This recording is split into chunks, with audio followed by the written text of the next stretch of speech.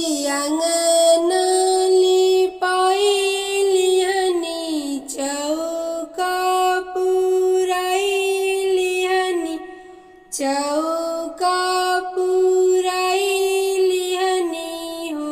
सखी गंगा जल से कलशा भराई लिहनी आज हमरा घर दुर्गा आई हो। 16 सिंगर कैले दुर्गा मैया अंगना विराजेली अंगना विराजेली हो।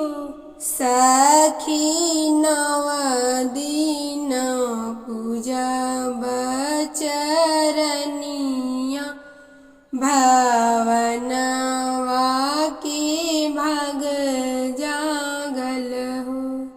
अड़हुल के आसन लगाई दिहनी दियना जराई दिहनी दियना जराई दिहनी हो। सखी गम गम गम के हावनिया विराजे दुर्गा मैया हमरा घरे हो। सोने के थरियावा में फल फूल अछचन जुटाए दिहनी अछचन जुटाए दिहनी हो। सखी हलवा पूड़ी से भोगावा लगाई दिहनी विराजे दुर्गा मैया हमर घरे हो।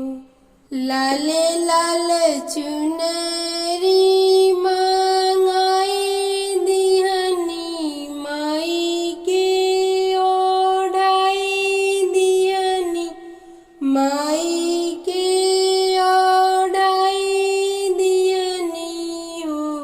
सखी लाले लाले सिनुरा लगाई दिहनी विराजे दुर्गा मैया हमार घरे हो।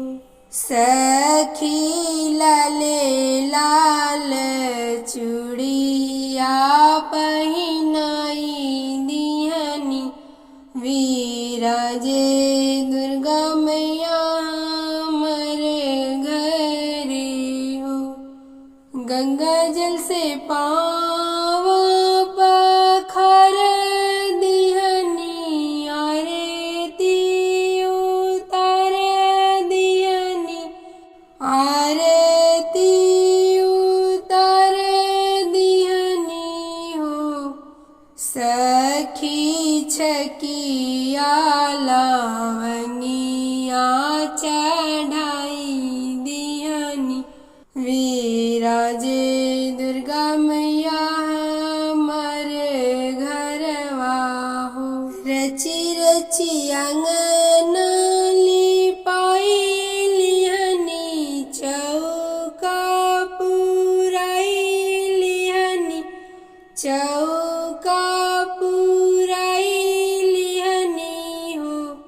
सखी गंगा जल से कलशा भराई लिहनी आज हम